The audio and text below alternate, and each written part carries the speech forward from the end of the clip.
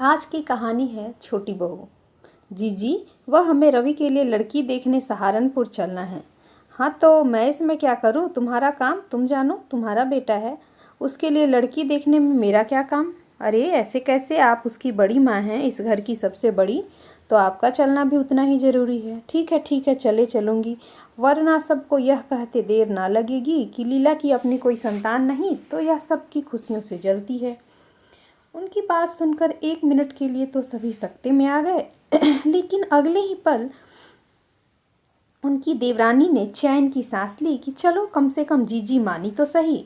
उनकी तो आदत है जली कटी सुनाने की। यह थी लीलावती देवी, 3 भाइयों के संयुक्त परिवार की सबसे बड़ी जेठानी। लीलावती देवी की कोई संतान नहीं थी और उनका अपनी देवरानियों के बच्चों से कोई विशेष लगाव भी न था, जबकि इसके विपरीत उनके पति श्यामलाल शर्मा जी अपने भाई के बच्चों से अति स्नेह रखते थे, जो लीलावती देवी को पसंद न था। उनका मानना था कि दूसरों की संतान से भला हमें क्या सुख। शायद इसी कारण उनके स्वभाव में काफ़ी रूखापन आ गया था। मंझली देवरानी को एक बेटा और बेटी थी। एक बेटी थी, बेटी ब्याह कर अपने ससुराल चली गई थी और बहू मीनाक्षी उन लोगों के साथ ही रहती थी। उसका व्यवहार ठीक ठाक ही था, लेकिन बड़ी माँ के रूखे स्वभाव के कारण वह उनसे कटी कटी ही रहती थी। और आज बात चल रही थी सबसे छोटी देवरानी के इकलौते बेटे के लिए लड़की देखने जाने की। हमेशा की तरह लीलावती देवी मुंह फुलाए बैठी थीं और उनकी देवरानियां उन्हें साथ चलने के लिए मना रही थीं। काफ़ी मान मनुहार के बाद वह साथ चलने को तैयार हुई थीं। आज शर्मा निवास में काफ़ी चहल पहल थी। घर की सबसे छोटे बेटे नीरज का विवाह धूमधाम से संपन्न हो गया था और अब तैयारी हो रही थी नई दुल्हन और घर की छोटी बहू शिवानी के स्वागत की। दरवाजे पर दूल्हा दुल्हन की गाड़ी खड़ी है। बड़ी जीजी, पहले आप दूल्हा दुल्हन का स्वागत कीजिए। लेकिन लड़के की माँ तो तू है। अरे जीजी छोड़िए भी, चलिए भी आगे आइए। ठीक है, जैसी तुम सबकी मर्जी। अब बारी मुँह दिखाई की रस्म की थी। सबसे पहले लीला देवी ने ही मुँह दिखाई की रस्म की। उन्होंने नई बहू को सोने के झुमके दिए। अरे वाह, बड़े सुंदर झुमके दिए हैं बड़ी सासू माँ ने, वहाँ बैठी औरतों में से एक ने कहा। हाँ भाई, वह तो मैंने इसलिए दिए कि कल को लोग यह न कहें कि लीला की अपनी कोई औलाद नहीं तो वह दूसरों की खुशियों से जलती है। इतनी कड़वी बात सुनकर नई बहू का चेहरा उतर गया। बगल में बैठी जेठानी मीनाक्षी ने धीरे से नई दुल्हन के कानों में कहा, इनकी आदत है जली कटी सुनाने की, तुम जी छोटा ना करो। परिवार की बाकी सभी लोग बहुत अच्छे हैं। शिवानी धीरे से मुस्कुरा दी।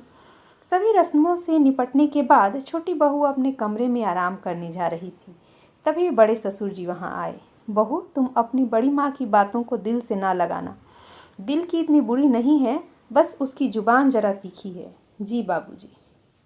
2-4 दिनों के बाद से छोटी बहू घर के कामकाज करने लगती है।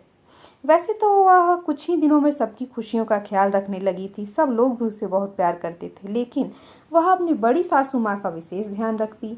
उनके खाने पीने, दवाइयों से लेकर पूजा पाठ तक की सारी व्यवस्था छोटी बहू ने संभाल लिया। बड़ी माँ बीच बीच में अपने शब्दों के बांध छोड़ ही दिया करती। मैं अपना काम खुद कर लूँगी, मुझे आदत है, जा बाकी के काम देख। वैसे भी कौन सी तू मेरी सगी बहू है। लेकिन शिवानी उनकी बातों को अनसुना करके अपने काम में लगी रहती। ऐसा नहीं था कि लीला देवी मन से बहुत कठोर थी। कभी कभी भोली भाली शिवानी के लिए उनके मन में भी ममता आ जाती थी। वह मन ही मन सोचती कि अगर भगवान ने मुझे भी एक बेटी दी होती तो शायद वह ऐसी ही होती। लेकिन दूसरे ही पल वह फिर से अपने कट्टू वचनों से शिवानी को झिड़क देती। एक दिन शिवानी की सास ने उससे कहा कि बेटा, तू बेकार ही पत्थर से अपना सिर टकरा रही है। जीजी का स्वभाव नहीं बदलने वाला। लेकिन शिवानी अपना काम करती रही। इस बीच शिवानी की सेवा से बड़ी माँ के घुटनों के दर्द में भी काफ़ी आराम हो गया था। लेकिन वह कभी यह जाहिर नहीं करती थी कि यह सब शिवानी की सेवा के कारण हुआ है। लेकिन अगर कभी शिवानी यहाँ वहाँ चली जाती तो बड़ी माँ मन ही मन बेचैन हो उठती। शायद उन्हें भी उसकी आदत हो गई थी।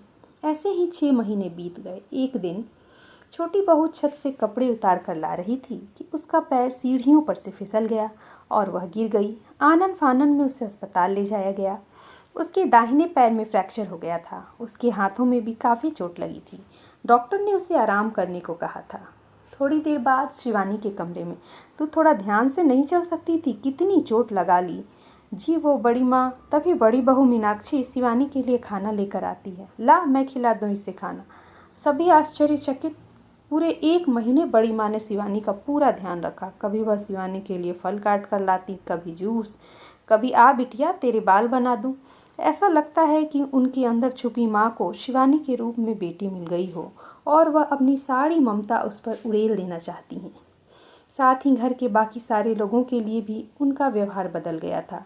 अब वह किसी से भी कड़वे वचन नहीं बोलती, क्योंकि छोटी बहू के रूप में अब उन्हें एक बेटी मिल गई थी, जिसने अपने सेवा भाव से उनके मन की करवाहट को हमेशा हमेशा के लिए समाप्त कर दिया था। Thanks for watching and please like, share and subscribe to our channel.